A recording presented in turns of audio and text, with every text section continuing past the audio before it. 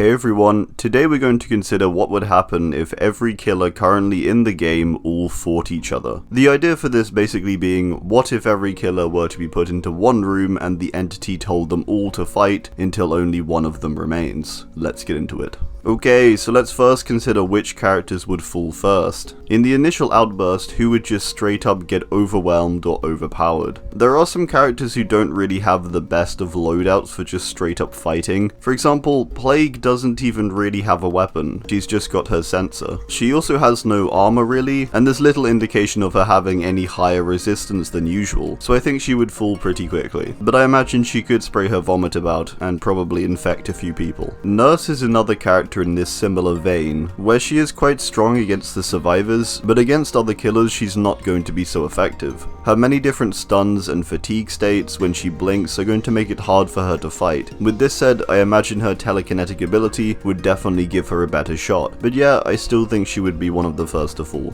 Trickster is another fairly interesting one, but I don't think he'd last. A bit like Plague being able to infect loads of people, I think Trickster could pepper lots of people with his knives, but not do much else. He's a physically more human character, if not the most human. He also doesn't seem to have anything to resist incoming attacks, and so would be quite exposed as a result. Pig, I believe, would actually survive the first wave, if it weren't for the fact that she's got a likely very heavy pig head resting on her own head, and that her weapon is restricted to only her hidden blade. Again, a similar situation to both Trickster and Plague. Maybe she could slam a reverse bear trap onto someone, possibly a Legion member, just before she gets taken down. Hag is quite a highly powerful character due to her hexes. However, I get the feeling that in a room full of killers, she isn't going to have enough time to activate any sort of hex before someone begins to try and fight her. With more prep time, I think Hag would actually have a pretty good shot against the others. But in this situation of everyone being in one room with no forward planning, I don't think she'd last long. Now, a slightly controversial one here, but I think Freddy would be pretty quick to fall. In the entities realm, he is quite clearly nerfed in comparison to his dream demon self. To put any of the other killers into the dream state in the first place, he'd also need to hit them, which for a lot of them will be difficult with his only weapon being his clawed glove. Yeah, I really don't think he'd last that long. So those are the characters I believe would fall first. This would then leave us with quite a few characters still. So, the initial few fall. Now let's look at the characters who would survive the initial attack, but then fall shortly after. Bubba, I believe, would survive initially, and largely due to his chaotic nature. He would see everyone fighting and instinctively kick the chainsaw into gear and begin spinning, making it pretty hard for anyone to get near him really. However, if his chainsaw jams, or he gives any character an opening to attack, which is highly possible, he'd likely fall quickly. He's gonna survive off of the initial chaos, but when it gets down to sheer power and tactics, he's not gonna last too long, I don't think. Legion, I believe, would survive that initial outburst, as there's 4 of them, and they could use their collective strength to at least fend off any attackers for a bit. It's inevitable though that they would eventually get overwhelmed. Characters who are bigger and have high pain resistance like Trapper or Hillbilly, I think could overwhelm them fairly easily. Then characters like Nemesis would just totally annihilate them. Twins, for a similar reason to Legion, would survive initially, I think. Charlotte looks quite strong and could take on some of the more human or regular sized killers, and Victor could jump around, nerfing them essentially by scratching at them and distracting them. Even if Victor does get killed, as long as Charlotte is alive, he can just continually regrow and come back. Again, similar to Legion though, eventually they would be overwhelmed. Even if Bubba, say, decided to chainsaw sweep over to their position, there's not really much they can do against that. Clown, I think, just due to his stature and strength, would survive initially. It's also worth noting that his bottles would affect everyone but him, distorting their senses and such, and allowing him to attack whilst they're covered in the afterpiece's smoke. He does have a limited number of bottles though, and once these are out, he's gonna fall quickly with his small weapon and low agility. Aside his resistance to his own concoctions, he doesn't have much resistance capability it seems, so most attacks from most weapons will damage him. Deathsinger would survive initially due to his experience as a bounty hunter, I believe, but would be overrun if he gets attacked by more than one target at any given time. His spear gun could do some serious damage, but equally if he misses a shot, or even if he hits a shot, he then has no weapon, and all he can do is break the chain or use his bayonet, which is quite restrictive. Slinger is also no longer as agile as he may may have once been, due to his leg being damaged and now in a brace. Anything that gets hit by that chain though is going to get seriously injured.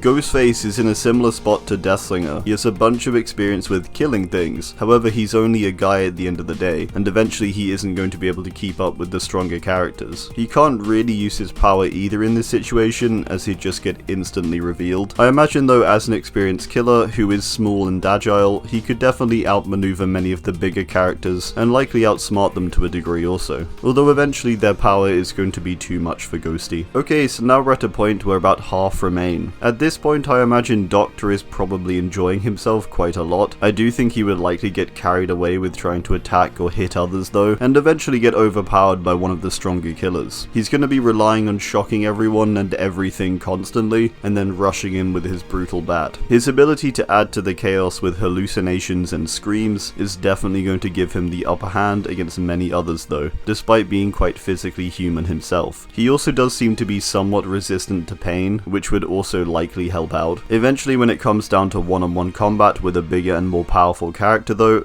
Doctor's probably done for. Hillbilly would likely be overwhelmed, or his chainsaw jams from the amount of gross stuff clogging it. In his tome lore, he's shown to be pretty resistant. He gets mauled by dogs, shot, and slashed by knives, and he continues on. Hillbilly is also stronger it seems and faster than any average human in a supernatural way. I think his strategy would basically be swing until everything is dead, and eventually he's gonna end up hitting a nemesis-sized wall, where his weapons are completely ineffective. Huntress I think would survive quite a while, due to her track record of taking down squadrons of soldiers and towns full of people. I do think though that her downside is that she's limited on hatchet numbers, and so when she runs out of hatchets, she's not in the best of spots with just her heavy broadaxe, which can really only take on one thing at a time. Cenobite up to this point I think has probably survived purely because he can just continually summon chains and pull attackers away, maybe even sending them to another dimension like in his Mori.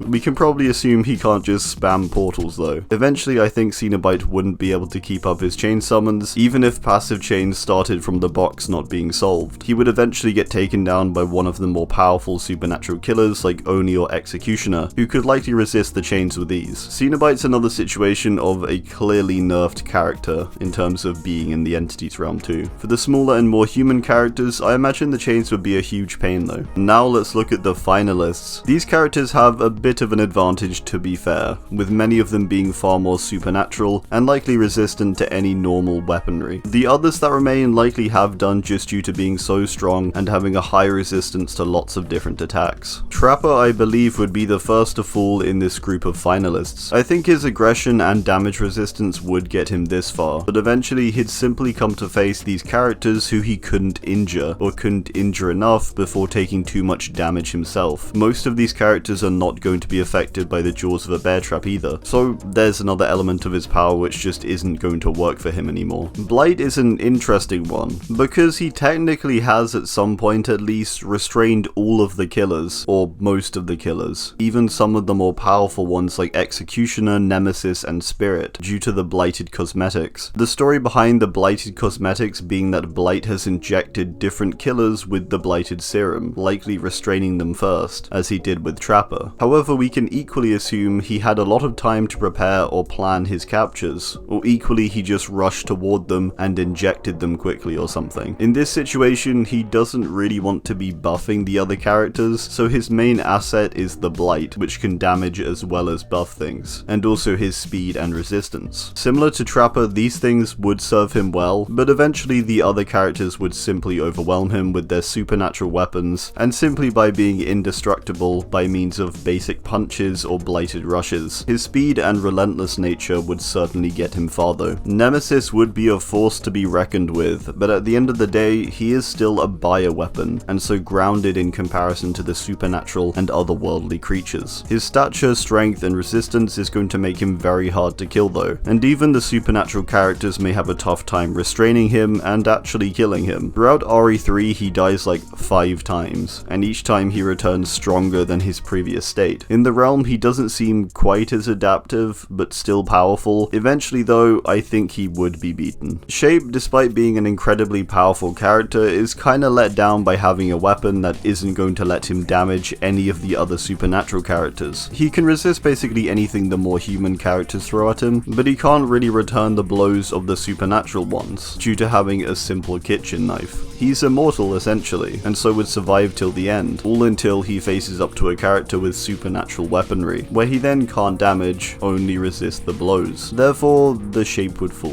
Demogorgon is up next, as an otherworldly creature who we know is indestructible by any human means, his weak point being supernatural power. This means Demo would shred through everything, until it got to Spirit, Shape, Executioner, and Oni. These characters I believe it would fight, and maybe annoy, but wouldn't be able to damage them significantly. Eventually their supernatural weapons would cut Demo down, I believe. Anything under this lot, Demo would beat with ease, I imagine. Finally, Spirit we can assume is immortal also as a ghost, and can deal some serious damage to the other supernatural characters with her shattered katana. I think Rin is going to fall down, however, by being less experienced in battle, I suppose. Characters like Oni and Executioner have some experience with killing stuff prior to the realm. Spirit is also incredibly anger fueled, which could lead to her being too reckless. She has her phases though, and is the most agile out of these remaining characters. Eventually though, I think the others' greater experience would lead to her falling. Phasing around and hitting, she's eventually going to get caught. The final two therefore I imagine would be both Executioner and Oni, two of the biggest, strongest characters, and both with their own supernatural powers. These two, from what I understand, are almost godlike beings from their respective worlds. Executioner seems to threaten even the entity's power, and Onis in Japanese folklore are said to have fought gods also. So I believe these two to be the most powerful, especially in combat. Due to the fact that Executioner seems to threaten the very thing that controls the entire realm, and all the killers within it though, I think he would defeat Oni and win. So yeah,